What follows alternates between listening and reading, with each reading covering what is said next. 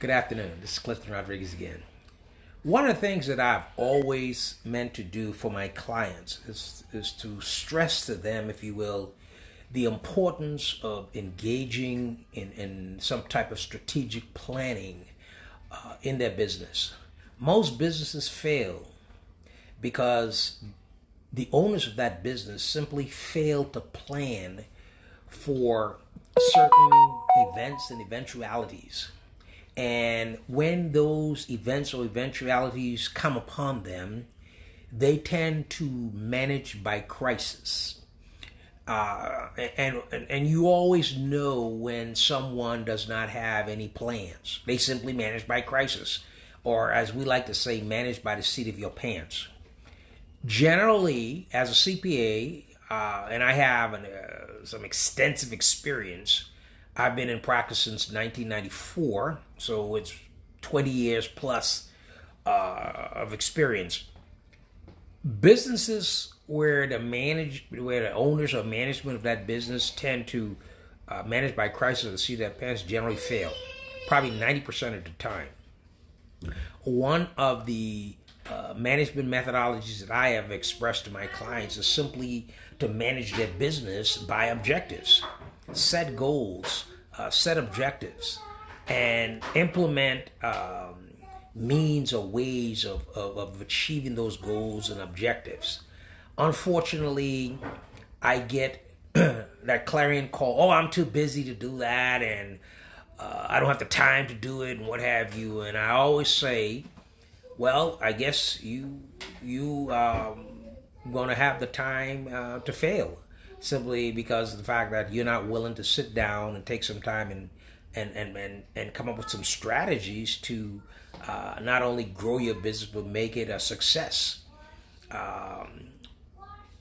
And so that's an ongoing battle that I have with clients, and I expect to continue that battle because a lot of them simply don't want to hear it, don't want to hear what they have to do to make their business a success and make that business grow and what have you. So it is what it is, and I'm going to continue to do it as long as I stay in practice, giving them advice.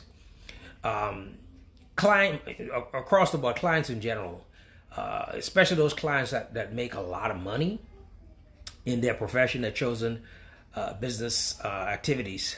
One of the things that I realized that they don't know, a lot of them don't know how to manage the money.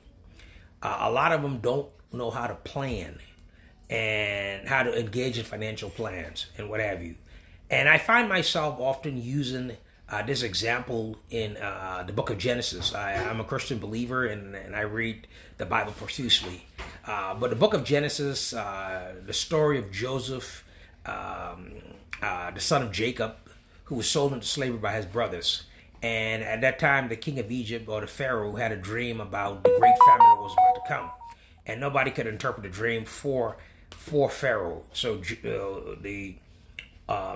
Joseph was brought to Pharaoh, and Joseph, in effect, interpreted the dream. Pharaoh made Joseph the prime minister of Egypt, and as a result of that, during the good years, Joseph set aside 20% of the grain that, in effect, fed the Egyptians during the 7 years of famine. And I tell people to use that in their business. When your business is doing well and you're making a lot of money, put aside 10, 15, 20% of the gross proceeds in a rainy day fund or a special account, so that when hard times come, you'll be able to pull on that money and use those resources rather than having to manage by crisis, going to friends and trying to borrow money, or going to the bank and getting turned down for loans, what have you. If folk would just implement that simple strategy, you'll be shocked at how successful that business will be. Again, that's a form of planning that a lot of people simply don't like to engage in. But I always encourage it because I know that a successful business that engages in planning will succeed well into the future. So that's something that we're going to talk about probably in the next video as to how to engage in successful planning to become a successful business. Until next time, talk to you later.